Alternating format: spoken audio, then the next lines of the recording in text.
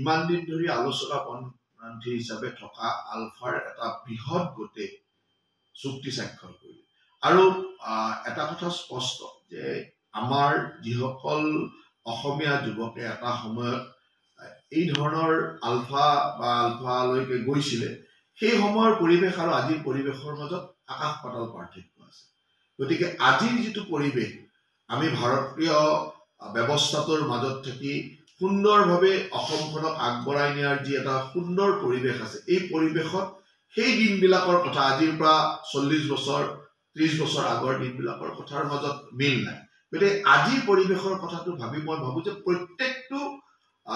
প্ৰত্যেকজন মানুহে এই ধৰণৰ ব্যৱস্থাৰ মাজলৈকে আহি ৰাষ্ট্ৰযন্ত্ৰৰ মাজত সুন্দৰভাৱে আমি কেনেকে অসমখনক আগবঢ়াই নিব পাৰো ভাৰতবৰ্ষৰ এখন সৰ্বশ্ৰেষ্ঠ ৰাজ্য কেনেকে অসমখনক কৰিব পাৰো তাৰ কাৰণে সকলোৱে ব্ৰতী হ'ব লাগে আৰু সেইকাৰণে সকলোলৈকে আমাৰ আহ্বান সদায় থাকিব আৰু মই ভাবো যে এই চুক্তিখনে সেই ষ্টেপটো এক ষ্টেপ আগবঢ়াই দিলে আৰু যিসকল এতিয়াও হয়তো যাক আলফা স্বাধীন বুলি কোৱা হয় তাত আছে তেওঁলোকে এই কথাবিলাক নিশ্চয়কৈ চিন্তা কৰিব যে প্ৰয়োজন কি আজিৰ সময়ৰ প্ৰয়োজন কি বা সময়ৰ তাগিদা কালি গুৱাহাটীৰ আইটি মাষ্টাৰ এখন মিটিং হ'ল আমাৰ অসমবাসীৰ কাৰণে এটা অত্যন্ত ভাল খবৰ কাৰণ প্ৰত্যেক মানুহে প্ৰত্যেকজন অসমৰ জনসাধাৰণে বিচাৰে যে এটা শান্তিৰ পৰিৱেশ আহিছে আৰু এই শান্তিৰ পৰিৱেশটো চিৰস্থায়ী হওক আৰু অসমৰ দ্ৰুত উন্নয়ন আৰম্ভ হৈছে সেই দ্ৰুত উন্নয়ন আৰু দ্ৰুততম হওক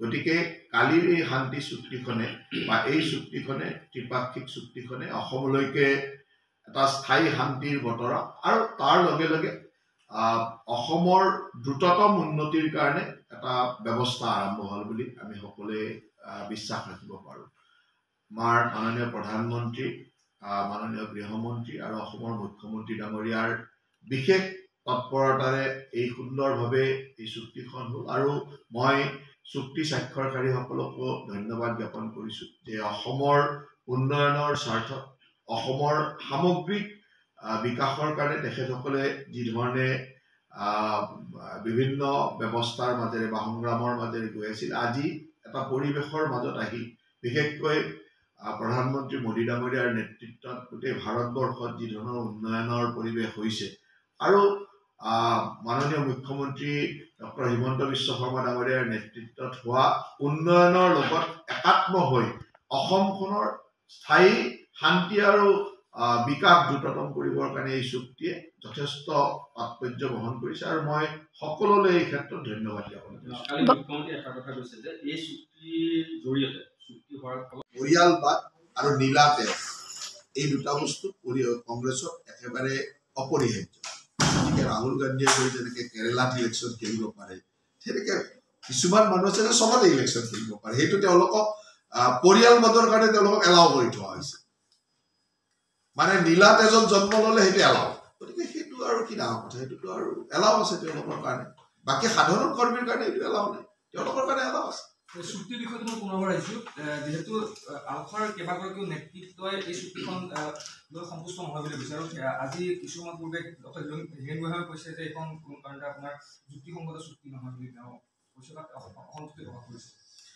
এতিয়াও যে আপোনালোকে হীৰেণ গোহাঁইক কিবা প্ৰাসংগিকতা দি থাকে আচলতে মই যিমান দূৰ জানো বাৰ্ধক্যই হীৰেণ গোহাঁইক এতিয়া প্ৰাসংগিকতা দিব লাগে বুলি মই নাভাবোঁ যদিও কথাটো মানে শুনিবলৈ অশনি যেন লাগে তেখেতৰ যিখিনি কথা বতৰা দেখি থাকোঁ আজিৰ পৰা মানে যদি আপুনি চাই লাষ্ট ছমাহ এবছৰত তেওঁ যি ধৰণে এবাৰ ইফালে কয় এবাৰ সিফালে কয় এই কথাবিলাকৰ পিছত এই মানুহজনৰ কথাবিলাকক বহুত বেছি প্ৰাসংগিকতা দি থাকিলে কেতিয়াবা হয়তো আমি যেন তেওঁৰ কথাবিলাক মানে যিজন মানুহক এজন বিজ্ঞ মানুহ হিচাপে অসমৰ মানে ভাবিছিল সেই মানুহজনৰ প্ৰতি বহুত মানুহৰ ধাৰণাই হ'ল সলনি হৈ যাব মই সেইকাৰণে আপোনালোকক এটা অনুৰোধ কৰিম এতিয়া হীৰেণ গোহাঁইৰ কথাবিলাক বেছিকৈ নেদেখুৱাব যাতে তেওঁৰ প্ৰতি অসমৰ ৰাইজৰ থকা সন্মানটো সদায় থাকে এইবিলাক যদি বেছিকৈ দেখুৱাই থাকে তেওঁৰ যিটো সন্মান এটা সময়ত পাই আছিলে সেইটো হেৰাই পেলাব কাৰণ তেওঁৰ যোৱা ছমাহ এবছৰৰ কথাবিলাক তেনেকুৱাই বৰ অপ্ৰাসংগিক কথা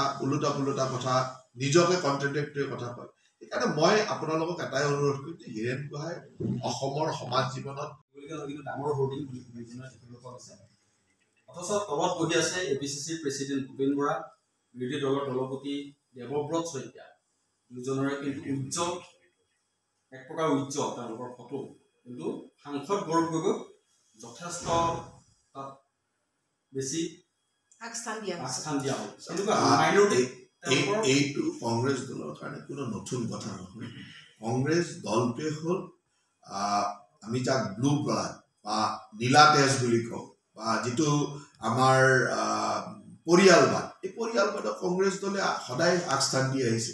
যদি আপুনি চাই আজিৰ তাৰিখত ভাৰতীয় জাতীয় কংগ্ৰেছৰ সভাপতি হ'ল খাৰ্গে ডাঙৰীয়া, কিন্তু ফটো লাগে ৰাহুল গান্ধী, প্ৰিয়ংকা গান্ধী, সোনিয়া গান্ধী। গতিকে এইটো কোনো আচৰিত কথা নহয়, এইটো কোনো এনেকে নতুনত্ব একো নহয়। আনকি যেতিয়া ভাৰতবৰ্ষৰ প্ৰধানমন্ত্ৰী মনমোহন সিং ডাঙৰীয়া আছিল, তেতিয়া তাতকৈ বেছি ফটো লাগিছিল সোনিয়া গান্ধী। তেওঁ কি পষ্টত আছিল সেইটো ডাঙৰ কথা নহয়, সেই পৰিয়ালটোৰে লাগে।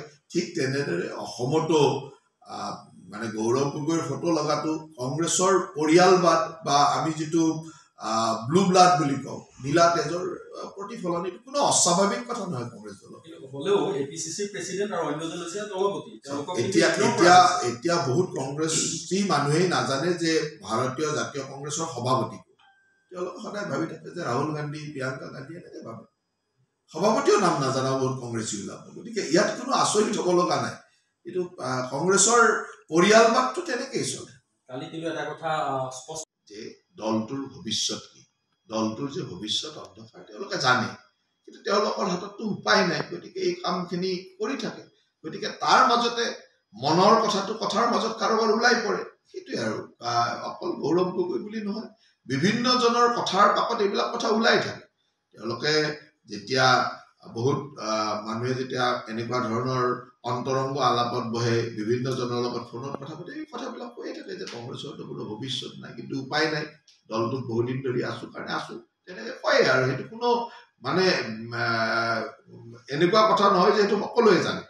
কেৱল তেওঁলোকে সেইখিনি প্ৰকাশ্যে কোৱা অসুবিধাৰ কাৰণে নকয়। কেতিয়াবা কথাৰ পাকত সঁচা কথাটো, অন্তৰত থকা কথাটো ওলাই পৰে। সেনেকে হয়তো যোৱাকালি গৌৰৱ গগৈৰ মুখৰ পৰা ওলাই পৰে। কিন্তু গৌৰৱ গগৈৰ কথাৰ সহমত প্ৰকাশ কৰে যে দেৱব্ৰত শইকীয়াই ক'লে হয় কংগ্ৰেছত ইজনে কংগ্ৰেছত ধ্বংসৰ কাৰণ হিতেশ্বৰ শইকীয়া, তেখেতৰ পিতৃৰ দিনতো এনেকুৱা ধৰণৰ কথা পিতৃয়ে কিন্তু সকীয়াই দিছে কংগ্ৰেছ দলক। আজি কিন্তু স্বীকাৰ কৰিছে দুজনে। কংগ্ৰেছৰ গোটেই ব্যৱস্থাটো এইটোৱে হ'ল যে তেওঁলোকে এটা পৰিয়ালক লৈ পেলাই ৰাজনীতি কৰি থাকে। গতিকে পৰিয়ালক লৈ ৰাজনীতি কৰি থকা দল এটাই আদৰ্শটো কেতিয়াবা পাহৰি যায়, পৰিয়ালৰ সৰ্বোচ্চতাটোৱে আগত ৰাখে। গতিকে এনেকুৱা কথাবিলাকৰ কাৰণে সেই পৰিয়ালটোৰ কোন ঘনিষ্ঠ হয়, তেওঁৰ শক্তি বৰ্ধন হয়। সেই পৰিয়ালটোৰ ঘনিষ্ঠতাৰ মাজতো কোন বেছি ঘনিষ্ঠ হ'ব পাৰে, তাৰ কাৰণে তেওঁলোকৰ মাজত অৰিয়াঅৰি হয়। আৰু এই ধৰণৰ অৰিয়াঅৰি, ঘনিষ্ঠতাৰ ক্ষমতা প্ৰদৰ্শন, এইবিলাক কাৰণেতো কংগ্ৰেছ দলৰ ধ্বংসৰ একোটা কাৰণ হৈ পৰে। গতিকে এইটো কোনো নতুনত্ব নহয়, এইটো হৈয়ে থাকে কংগ্ৰেছ দলত। আৰু সেইকাৰণে আজি ক্ৰমাগতভাৱে ভাৰতবৰ্ষৰ ৰাজনীতিত কংগ্ৰেছ দলৰ প্ৰাসংগিকতাটো নোহোৱা হৈ আহিছে। আৰু এটা কথা যে নগাঁও সমষ্টিক লৈ তিনি নেতাৰ মাজত তেওঁলোকৰ খোৱা কামোৰা লাগিছে, গৌৰৱ গগৈ, প্ৰদ্যুৎ বৰদলৈ আৰু ৰকিবুল হুছেইন। কিয় হৈছে তেওঁলোকৰ? এনেকুৱা যে যিটো সমষ্টিত অনায়াসে জিকিব পাৰে বুলি ভাবে, সেই সমষ্টিত প্ৰাৰ্থীৰ সংখ্যা বৃদ্ধি হয়, এইটো স্বাভাৱিক। আৰু তেওঁলোকে হয়তো ভাবিছে যে নগাঁওটো তেওঁলোকৰ কাৰণে অলপ সহজ সমষ্টি, গতিকে সকলোৱে প্ৰাৰ্থিত্ব বিচাৰিছে। তাত কোনো অস্বাভাৱিক নহয়। কোনোবাই হাৰা চিট এটাত কিয় খেলিব যাব, জিকা চিটতে খেলিব যাব। কিন্তু জিকা চিট বিচাৰি তেওঁলোকে সকলোৱে নগাঁওলৈ ঢাপলি মেলিছে। তেওঁলোকৰ মনত চাগে আছে যে এই চিটটো জিকিব পাৰি চাগে, কমফৰ্ট জোন তেনেকুৱাই। এতিয়া অসমত আমি কৈছো যে 11.5টা সমষ্টি ভাৰতীয় জনতা পাৰ্টি 100% জিকিব। এই 11.5টা সমষ্টি তেওঁলোকৰ কাৰণে কাৰোৱে কমফৰ্ট জোনত নাই। বাকী যে 2.5টা সমষ্টি আছে, এই 2.5টা সমষ্টি তেওঁলোকৰ কাৰণে কমফৰ্ট জোন। সেই কমফৰ্ট জোনত তেওঁলোকে টিকট বিচাৰিব, সেইটো কোনো অস্বাভাৱিক নহয়, স্বাভাৱিক। গৌৰৱ গগৈ 2টা সমষ্টিত আবেদন পত্ৰ দিছে যদিও কালি কিন্তু এটা কথা কৈ দিছে যে মোক যদি কয় কোনটোত খেলা বুলি, তেতিয়া মই কিন্তু এতিয়া কাজিৰঙা কলিয়াবৰ সমষ্টিটোকে মই চিলেক্ট কৰিম, কাৰণ মোৰ নিজৰ সমষ্টি। কিয় এইটো